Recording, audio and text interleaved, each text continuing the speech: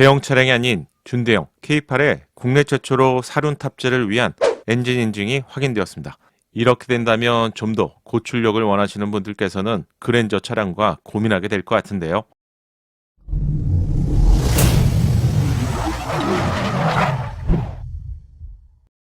안녕하세요. 연목구름입니다.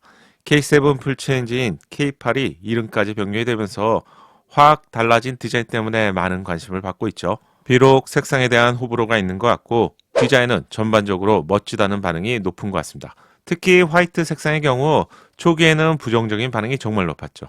자주 보니 좀 적응되는 느낌인데 저는 아직도 좀 어색한 느낌이네요. 하지만 어두운 색상 중에서 가장 많이 선택하는 블랙 색상의 경우 이번 K8과 찰떡궁합인 것 같습니다.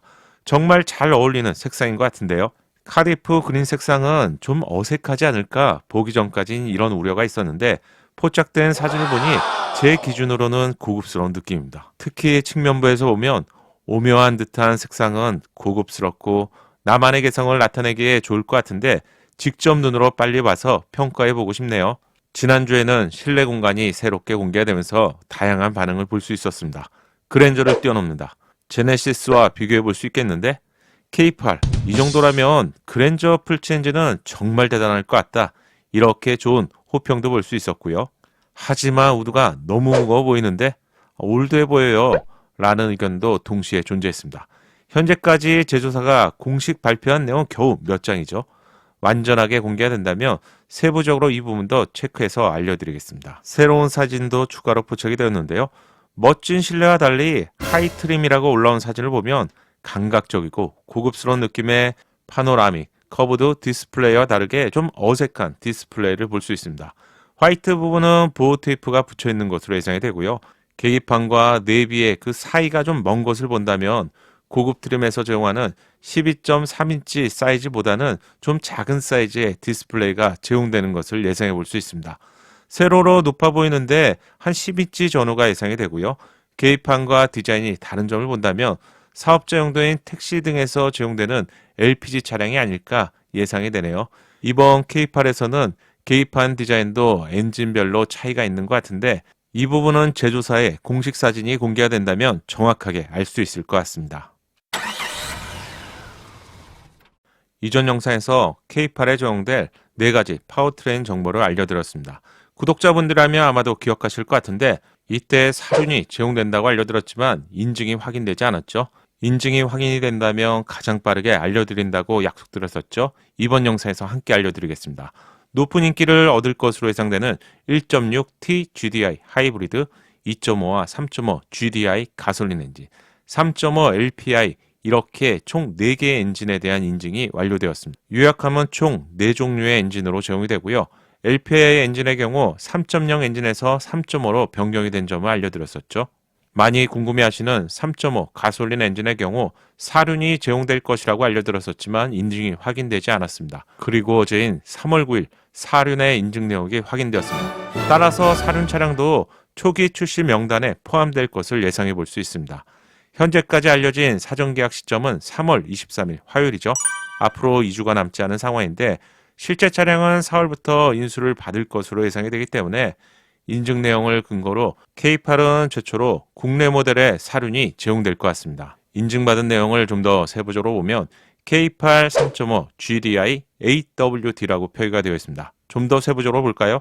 사륜 차량의 경우 K8에서는 3.5 엔진에서만 한정적으로 제공되는 것을 확인할 수 있습니다. AW는 상시 사륜을 말하죠. 사륜의 효용성은 전문가마다 그 차이가 있지만 제 의견도 함께 알려드리면 없는 편보다는 분명히 있는 편이 좋다고 할 수 있죠. AWD는 사륜이라고 해서 자동차에 있는 4개의 바퀴 모두에 동력을 균등하게 배분하는 방식인데요. 평소에는 전륜 기반 차량이기 때문에 앞바퀴의 대부분의 동력을 싣게 됩니다. 하지만 악천 후인 눈과 비와 같은 상황을 인지하게 된다면 도로의 상황에 따라서 후륜 쪽에 구동력을 전달하는 사륜으로 변경이 되죠. 사륜 4바퀴 모두에 동력을 전달하는 방식은 노면과 마찰력을 증대하게 되기 때문에 결론적으로 그립력을 증대하게 되죠. 눈길의 언덕을 올라갈 수 있는 효과와 비가 내리는 경우 선회하는 반경을 줄여주고 선회 능력을 높여주기 때문에 보다 안전한 주행 환경을 만들어줍니다.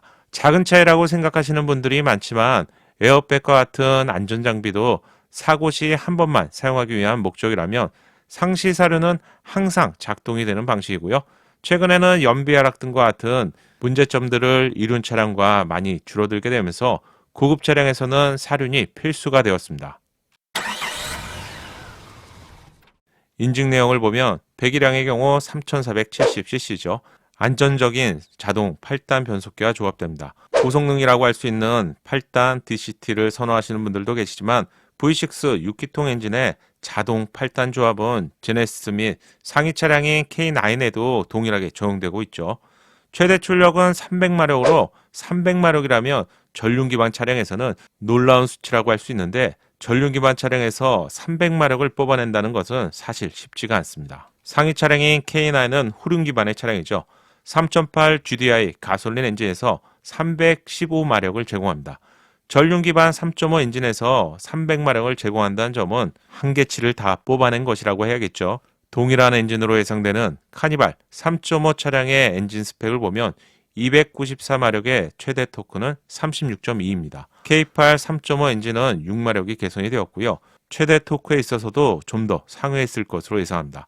카니발 가솔린을 시승해 보신 분들이라면 5m가 훨씬 넘어가는 커다란 차체를 운행하는 데 있어서 쾌적한 움직임을 보여주죠.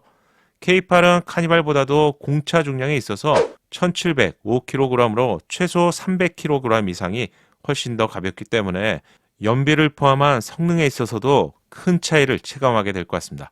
이 부분은 시승 영상을 준비해서 한 번 더 체크해 드릴게요. 이번 K8에 제공되는 4개 엔진 중에서 3.5로 변경된 LPI의 경우 경제성 그리고 정숙성 때문에 선택하시려는 분들이 있을 것 같은데 3.0 엔진의 경우 연간 세액이 78만 원을 부담했었죠.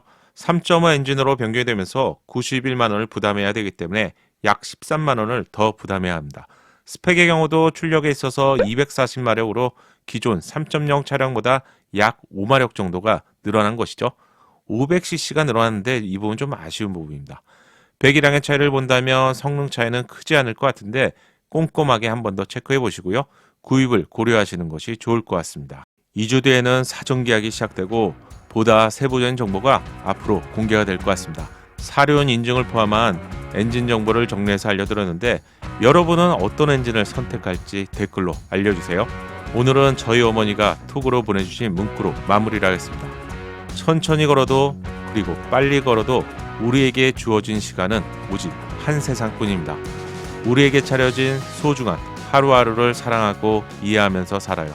오늘 하루도 멋지게 사시고요. 감사합니다. 연목구름의 신차 정보가 작은 도움이 되셨나요? 신차 정보를 가장 빠르고 정확하게 얻는 방법 아시죠? 새롭게 출시될 신차 소식이 궁금하다면 구독과 알림 설정을 하시고요. 알림 설정을 하셔야 기다리지 않고 자동으로 받아볼 수 있습니다. 감사합니다.